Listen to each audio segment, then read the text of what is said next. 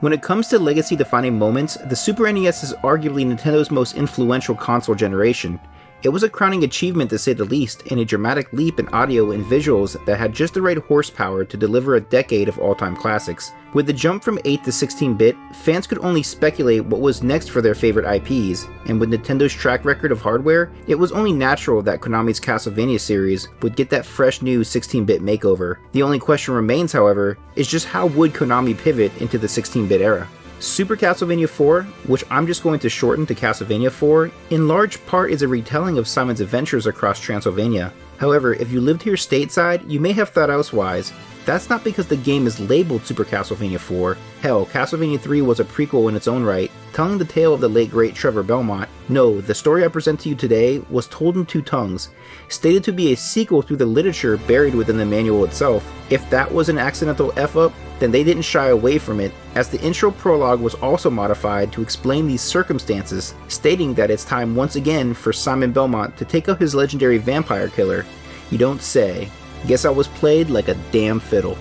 This hiccup in the story would eventually get smoothed out over the years, now corrected in Konami's modern timeline of events, and to be fair, the remaining dialogue going forward remains faithful to the Super Famicom original, telling the tale of the legendary Belmont family and the ultimate opportunist, Dracula, rising to power once more at the turn of the century. Now reborn and recharged, he rules in shadows with an iron fist with more power now than imaginable. With Dracula declaring war on the countryside, a beacon of hope shines bright in the forthcoming of Simon Belmont, who wields his trusty vampire killer for a showdown with evil under the pale moonlight. For our 16-bit offering, Konami wanted to take the series back to its roots with a pure action-oriented platformer, so unfortunately, no waiting cliffside with a red crystal or frolicking with garlic in a cemetery past midnight. Development for this new Vania experience will place emphasis on refining mechanics while taking the frustrating aspects of the NES titles and make this outing a bit more tame in delivery for an easy pick up and play. Initially, plans were in place to bring back the branching pathways and character options, but ultimately went with a more traditional linear approach with more straightforward storytelling. Where Castlevania IV lacks in diversity, it makes up for in gameplay.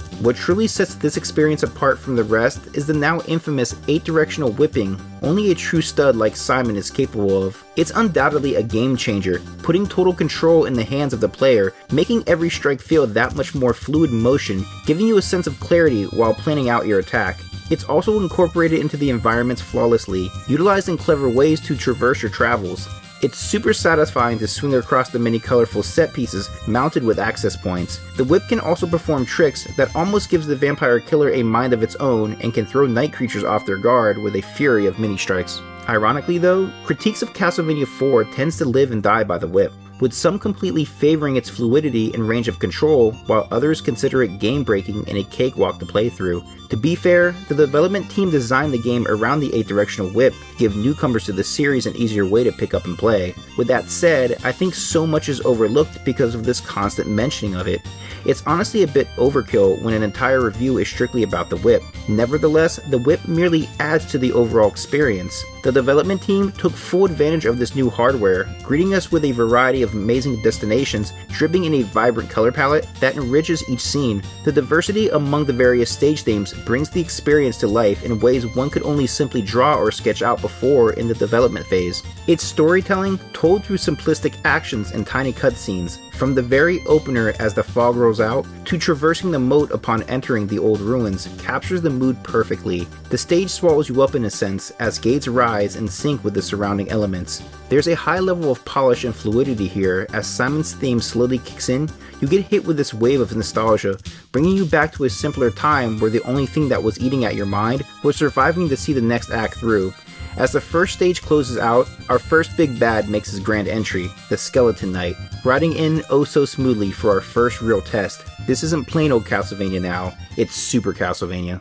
As your story slowly unfolds, you reach the outer grounds where Drac's troops bear new life, rising from their graves in an attempt to drag you under to an eternal hell. The attention to detail is second to none, and you slowly get your first taste of 16-bit goodness. The river's changing stream will show you the way, leading you to an underground cave that is decorated in unique riches and many secrets buried within. This is an excellent area to get your wings up underneath you while exploring the many tunnel systems. The golems are the highlight here, chipping away to sculpt out their tiny infantry.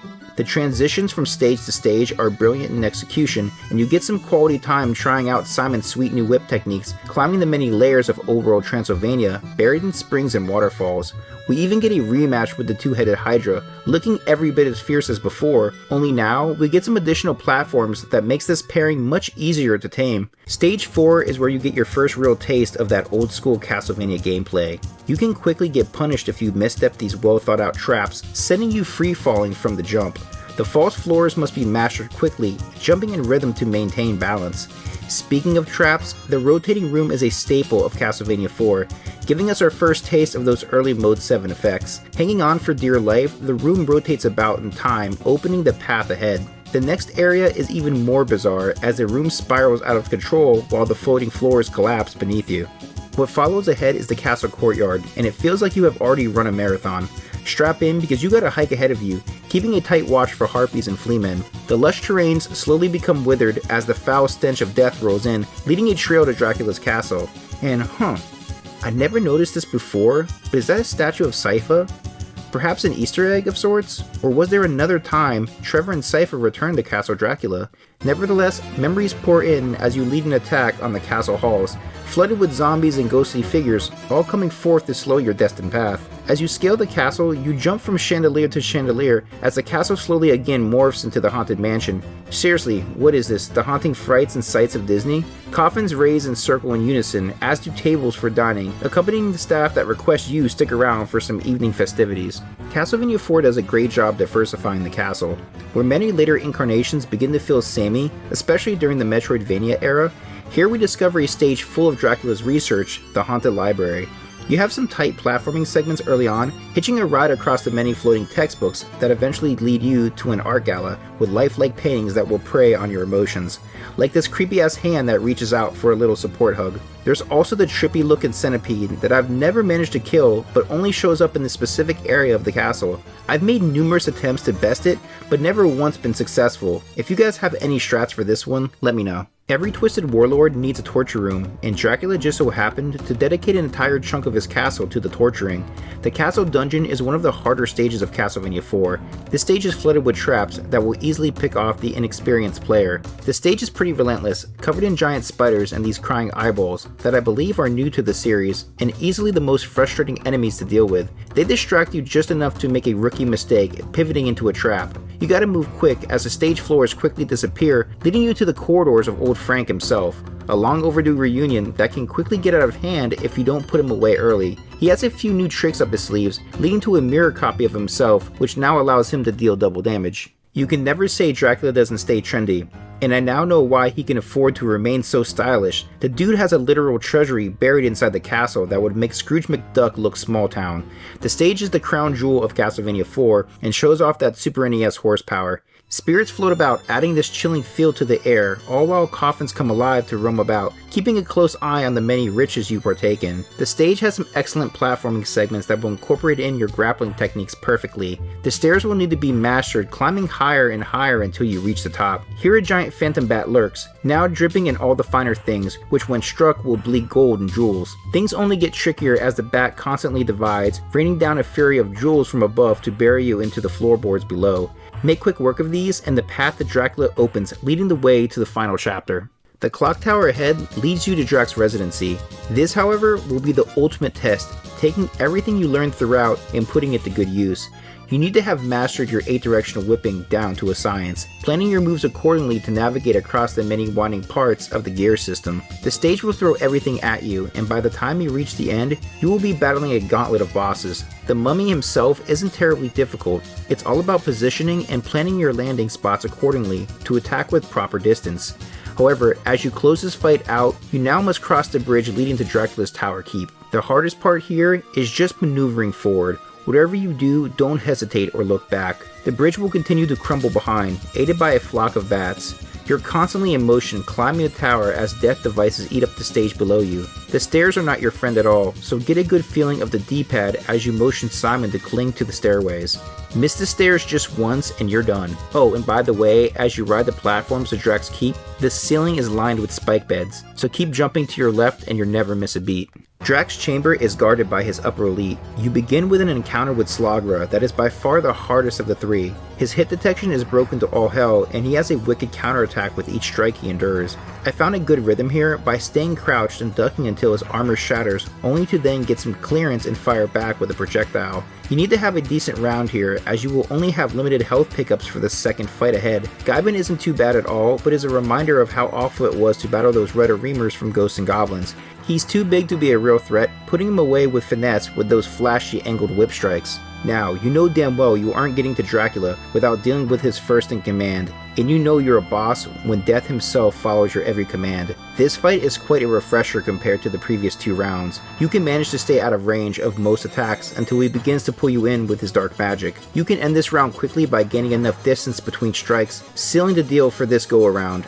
As Death fades away, the castle shifts again, opening a path to Drax's domain. As you make your way to the Vampire Keep, memories slowly return and you feel this sense of maturity stepping in the ring once more with an old rival. Now, I know you're gonna ask me, did I do the thing? And the answer is no, I just prepared for that ass beating. Going in old school with what was requested of me. As you reunite with Vlad, he never looked fiercer, classic in design but polished in delivery. This fight is a 1-round exhibition, no transformations, no blind below the belt attacks, a battle of wits and stamina between 2 icons, and I've never been more ready for it. The fight wages on in traditional fashion, only for Vlad to switch things up midway through and begin executing dual flamed attacks. You need to avoid hovering below them, as columns will soon follow the moment they cross paths.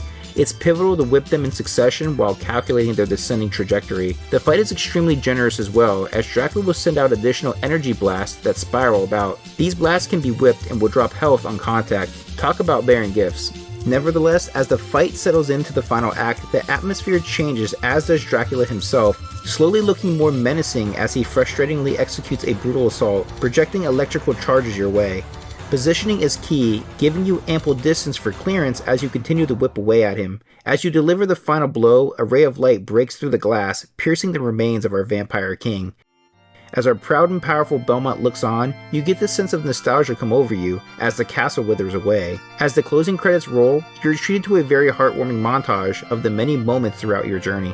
Castlevania IV is not only a retelling of the foretold tales of Simon Belmont, it's a vision of old truly brought to fruition, telling a Belmont story across the many iconic destinations throughout Transylvania. It's mastering the many tricks of the trade while telling a complete story. It's not only a legacy-defining title, but one that still very much holds up today and is a testament to the grace and beauty of the 16-bit era. It was an era that defined some of our most beloved franchises today, and why so many of us advocate for a long overdue revival of that rich 2D aesthetic, which in my opinion perfectly captures the Castlevania atmosphere. Although we would see a few more incarnations of Simon Belmont over the years, some more memorable than others, the Super NES captures the spirit of our legendary hero to a T, and in my opinion, solidifies his legacy. And as Simon Belmont got some much needed closure with Dracula, he rests for now as another pair of young vampire hunters would arrive on the scene, roaming the outskirts of town. And from the looks of them, these particular blokes aren't afraid to get a little blood on their hands. When we return, the Castlevania series touches down on an all-new platform. It appears a new juggernaut has entered the home console market, looking to now shoot their shot with Castlevania Bloodlines on the Sega Genesis. See you there, gang.